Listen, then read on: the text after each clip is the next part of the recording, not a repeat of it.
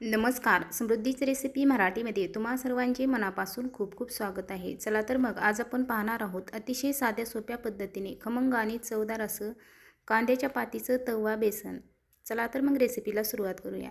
तवा बेसन बनवण्यासाठी सर्वात पहिले आपल्याला हिरव्या मिरचीचा ठेचा तयार करायचा आहे. तर इथे मी 5 ते 7 हिरव्या मिरच्या घेतलेल्या आहे. 4-5 लसणाच्या पाकळ्या मिक्सरच्या भांड्यामध्ये टाकून त्याची आपल्याला आबडधोबड अशी पेस्ट तयार करायची आहे. त्यानंतर आता बेसनमध्ये टाकण्यासाठी आपल्याला इथे मी एक कांदा घेतलेला आहे, एक टोमॅटो घेतलेला आहे आणि थोडीशी कांद्याची पात घेतलेली आहे. हे चाकूच्या साहाय्याने त्याची बारीक असे कट करून घ्यायचं आहे. आता आपल्याला इथे तवा बेसन बनवायचं आहे. त्यासाठी मी गॅसवरती तवा ठेवलेला आहे. तवा गरम झाला की त्यामध्ये 1.5 पळी तेल टाकून घेतलेलं आहे. तेलाचं प्रमाण तुम्ही तुमच्या आवडीप्रमाणे कमी जास्त करू शकता. त्यानंतर थोडेसे जिरे टाकलेले आहे आणि मोहरी टाकलेली आहे. मोहरी जिरे चांगले तडतडले की आपल्याला कांदा कट करून घेतलेला टाकायचा आहे. कांदा टाकून घेतल्यानंतर आपल्याला त्यामध्ये कांदा चांगला सोनेरी रंगावरती परतून घ्यायचा आहे.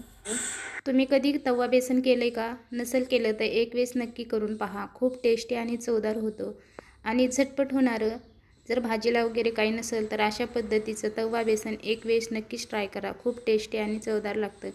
त्यानंतर आता आपल्याला इथे एक टोमॅटो बारीक असं कट करून टाकायचं आहे. आवडीप्रमाणे टोमॅटो टाकायचा आहे. जर तुम्हाला बेसनमध्ये टोमॅटो आवडत असेल तरच टाका. त्यानंतर आता हिरव्या मिरचीचा ठेचा टाकायचा आहे. हे सर्व परतून घ्यायचं आहे. खमंग त्याची फोडणी तयार करायची आहे. तिखटाचं प्रमाण आवडीप्रमाणे कमी जास्त करू शकता. जर इथे तुम्हाला हिरव्या मिरचीच्या ऐवजी लाल तिखट टाकायचं असेल तर तशा पद्धतीनेही टाकू शकता. तिखटाचं प्रमाण तुम्ही तुमच्या आवडीप्रमाणे करू शकता. तर इथे आपल्याला हे सर्व छान असं परतून घेतल्यानंतर कट करून घेतलेली कांद्याची पात टाकायची आहे. कांद्याची पातसुद्धा आपल्याला तशीच परतून घ्यायची आहे. छान अशी त्यातला कच्चेपणा पूर्णपणे घालवायचा आहे. तर अशा पद्धतीने तेलामध्येच आपल्याला ही परतून घ्यायची आहे. पाण्याचा अजिबात आपल्याला इथे वापर करायचा नाही कांद्याची पात आणि टोमॅटो परतत असताना. तर आता आपण हे सर्व छान असं मीडियम गॅसवर परतून घ्यायचं आहे. त्यानंतर आपल्याला चवीनुसार मीठ टाकून घ्यायचं आहे. मीठ टाकून घेतल्यानंतर आपल्याला हे छान असं मिक्स करून घ्यायचं आहे. अशा पद्धतीने पाव चमच इतकी हळद टाकून घेतलेली आहे. हळद टाकून छान मिक्स करून घ्यायचं आहे. एकदम टेस्टी असं हे कांद्याच्या पातीचं अगदी कमीत कमी वेळामध्ये एकदम कमी साहित्यामध्ये एकदम टेस्टी आणि चवदार हे तवा बेसन होतं. तर आता आपण हे छान असं परतून घेतल्यानंतर हे सर्व साहित्य परतून घेतल्यानंतर आपल्याला पाणी टाकून घ्यायचं आहे. तर इथे मी 1 ग्लास इतकं पाणी टाकून घेणार आहे. पाण्याचं प्रमाण तुम्हाला बेसन किती करायचं आहे त्यानुसार पाण्याचं प्रमाण कमी जास्त करू शकता. तर अशा पद्धतीने आता पाण्याला आपल्याला चांगली खळखळून उकळी आल्यावरच बेसन हटायचं आहे. तर आता ही पाण्याला छान अशी उकळी आलेली आहे. आता आपण इथे मी बेसन पीठ चाळणीने चाळून घेतलेलं आहे. त्यानंतरच आपल्याला हे हटायचं आहे. तर इथे मिक्सरने अशा पद्धतीने बेसन पीठ हटवून घेणार आहे. त्यामध्ये गुठळी अजिबात होऊ द्यायची नाही. हे सतत हलवत राहायचं आहे. इथे मी बेसन करत असताना जास्त घट्ट पण नाही करणार आणि जास्त पातळ पण नाही, मध्यम असं बेसन करायचं आहे. तर अशा पद्धतीने बेसन पीठ छान असं हटून झाल्याच्यानंतर आपल्याला हे सर्व एकत्र मिक्स करून घ्यायचं आहे.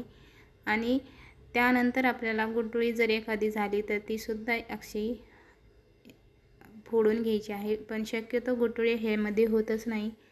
आता हे सर्व बेसन मी हटवून घेतल्यानंतर आता छान असं हे बेसन शिजवून घ्यायचं आहे. तर इथे सर्व बेसन आपण उलताण्यानं जमा करून घेऊया.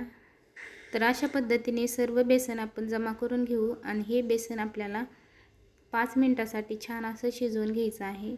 आणि कमीत कमी वेळामध्ये पाहू शकता किती छान असं हे बेसन झटपट अशी ही रेसिपी आहे. अगदी जर भाजीला काही नसेल तर अशा पद्धतीची झटपट होणारी तवा बेसन एक वेळेस नक्कीच ट्राय करून पहा. खूप टेस्टी आणि चवदार होतं आणि खायला तर खूप एकच नंबर असं हे तवा बेसन लागतं. जर तुम्ही एक भाकर खात असाल तर अशा पद्धतीने जर बेसन केलं तर 2 भाकरी सहज खाता आली. इतकं हे चविष्ट आणि चवदार बेसन लागतं. आता हे बेसन आपण आता 5 मिनिटासाठी छान असं शिजवून घेणार आहोत. तर मीडियम गॅसवरच हे आपल्याला बेसन शिजवून घ्यायचं आहे. तर अगदी 5 मिनिटामध्ये एकदम छान असं बेसन आपलं शिजलं जातं. तर पाहू शकता मस्त असं बेसन तयार झालेलं आहे. आता इथे मी अगदी बारीक अशी कट करून घेतलेली कोथिंबीर टाकून घ्यायची आहे. मस्त असं झणझणीत आणि एकदम छान असं खमंग चवदार तवा बेसन आपलं कांद्याच्या पातीचं रेडी आहे. तर ही रेसिपी तुम्हाला कशी वाटते नक्की कमेंटमध्ये सांगा.